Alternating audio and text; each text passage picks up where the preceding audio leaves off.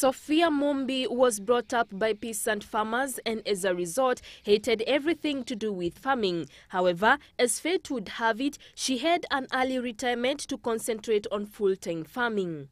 It's just a contrast because even when I was invited in the university for a Bachelor of Science Agriculture, I cried and I had to look for a way out to go and study something else. And I did economics and accounts. And after so many years, I realized I think the agriculture was my calling. So I'm back now looking for that information from different areas, not in the university now.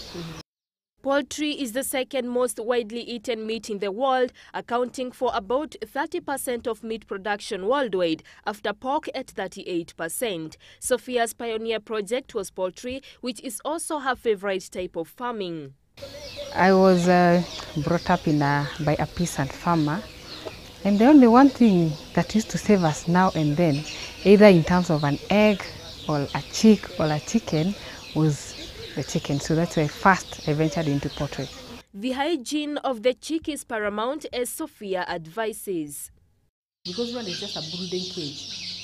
It is simple. It's a simple cage, yeah? But it makes work easier because you see, like they feed from here. We have automatic drinking system. Water comes from here, drips down there. You have some nipples on that side, yeah? And you don't need sawdust. When you have some droppings, you just remove the tray. You take the trash to the farm, clean the tray, and take it back. And you see, most of the chicken diseases, yeah, is contaminated through the feed and the water. Because you find they are scratching the ground and they are soiling the water and they are taking the same water. But now they are eating from out. You know, which now reduces now the chances of them contaminating the diseases through the waste, the droppings. Yeah. There are different types of poultry, with the most famous being the kienyeji. However, their cost of production is high compared to others and requires a vast piece of land for roaming about. Because you still find people are still tied to the kienyeji chicken, yeah? So now and then you still find somebody who come and tell you, I want a kienyeji, I don't want the other one, yeah? And but kienyeji requires a bit wider land, yeah, because you can't do it on zero grazing, because the cost of production of a kienyeji is a bit up. So what you do, because we have other dairies around there, we just freelance a few, just a few, but we want to commercialize on that, where we can have a farm like about 1 acre, where you can have freelance kienyeji.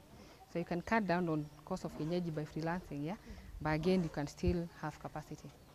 Another type of bird that you are likely to find in the farm is turkey, which is used for security purposes.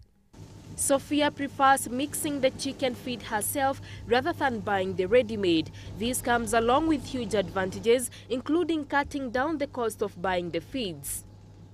You know what happens with the feed industry, yeah? At times you are left to wonder whether it's the same feed you bought last time or this time. Because let's say you have some broilers, yeah, you'll find the chicken are the same, the sauce is the same, yeah, but it is taken long to grow than the previous time, yeah. You know, since we started, there's been consistency. That if broilers take 6 weeks, it's 6 weeks. If this is what you expect from your pigs, they mature in 7 weeks, in 6-7 months, yeah, they are ready. But before there was a lot of inconsistency. But right now we have so much consistency, so I can tell we are maintaining the standards that we started with, which maybe, I am not saying for sure, maybe is not maintained elsewhere.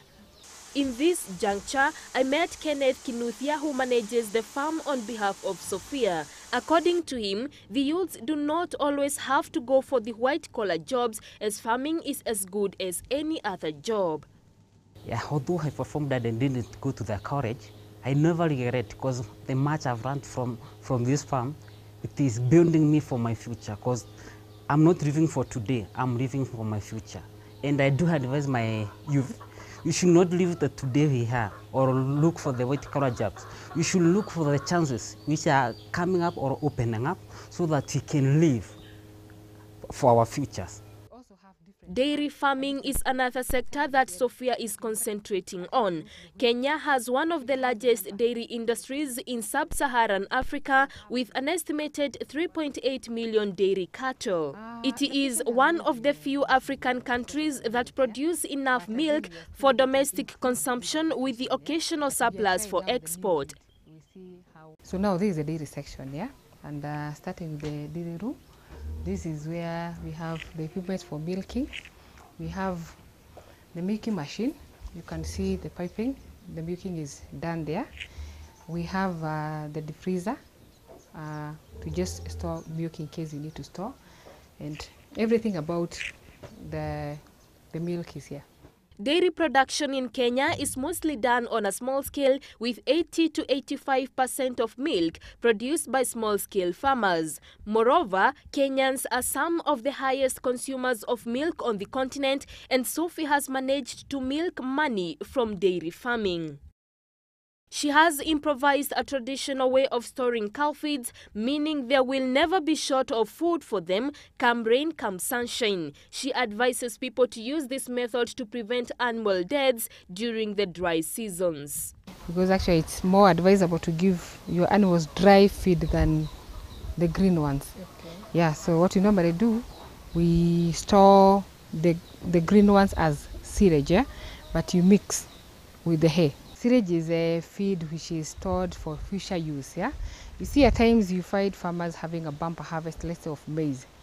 And what happens? You just find all that maize has just been left on the ground, yeah? You can use that one for future use.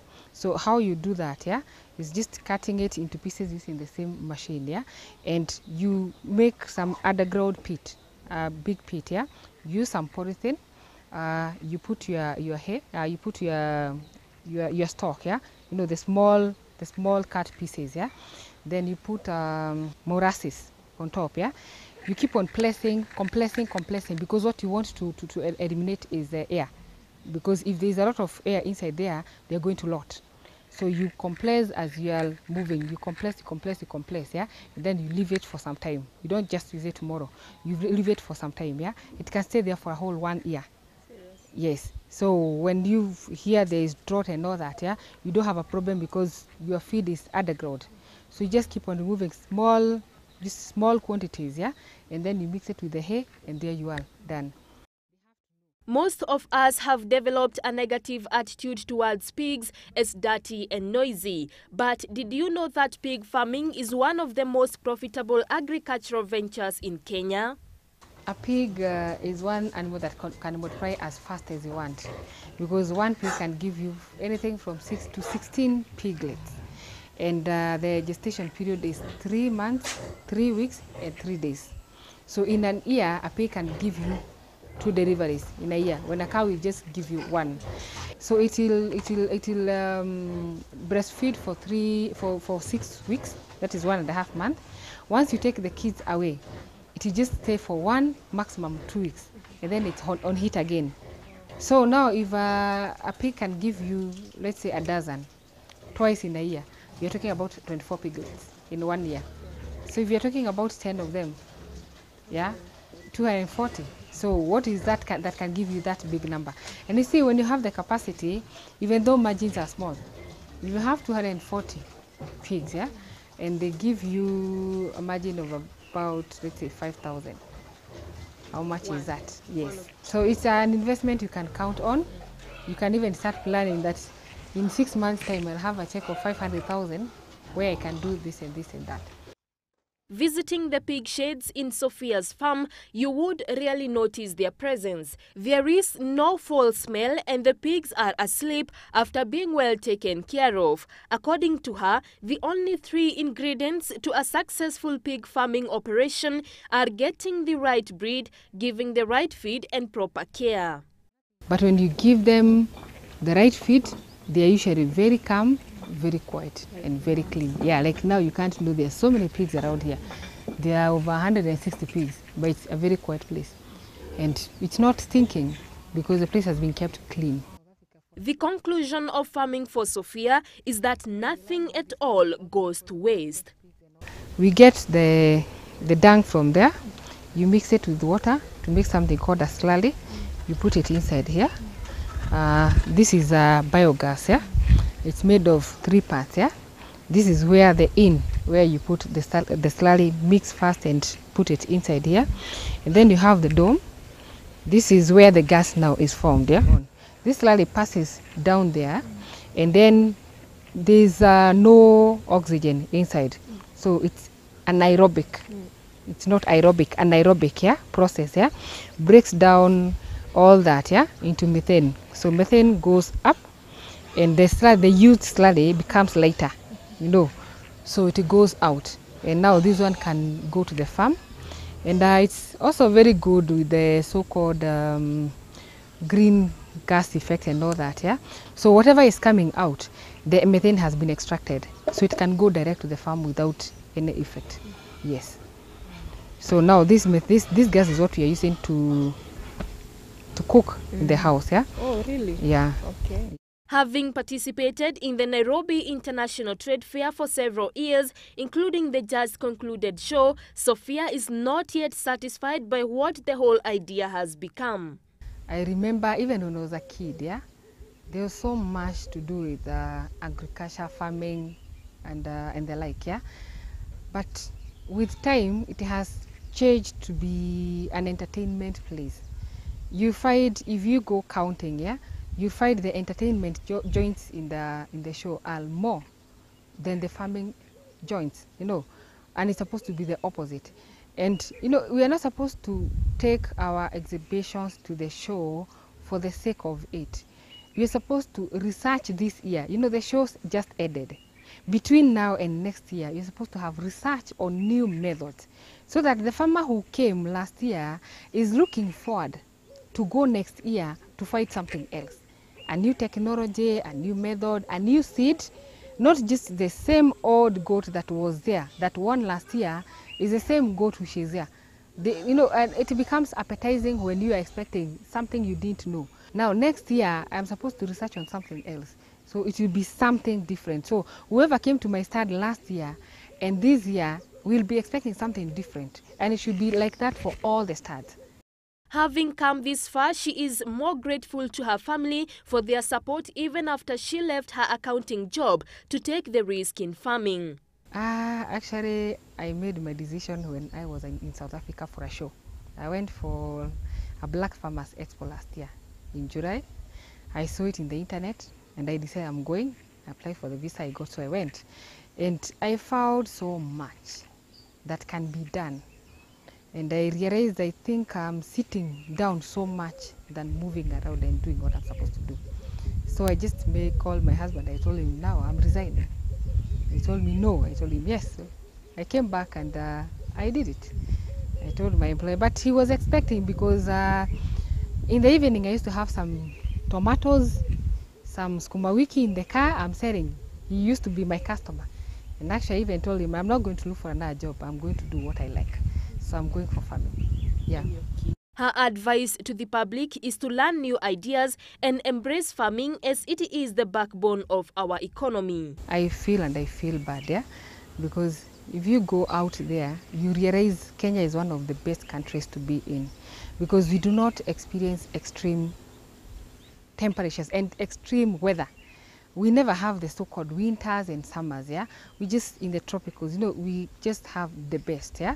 But each and every year you'll find the drought being called a disaster. You know, a disaster is something you had not foreseen, but you have a disaster today, a disaster tomorrow, and disaster. Then you try to work on how to eliminate or reduce that disaster. That's why, like now, I advise the dairy farmers, come and learn about the silage, because at one time you are actually throwing away these things, yeah, which in future, when you are talking about the disaster, is food in the store. So come learn. Thank you so much, Sophie, for hosting us and teaching us so much more about farming. Thank you so much. Wow. I hope also you have learned something new. And as she said, that it is advisable to take the initiative to learn something. Don't just sit down and relax, complaining about everything. Take the initiative. And if we all did something like this, Vision 2030 will be nearer than we ever imagined. Maybe even 2015. But if we all sit down and wait for the government to do everything for us, Vision 2030 might become Vision 2050. Josephine Wawera, GBS.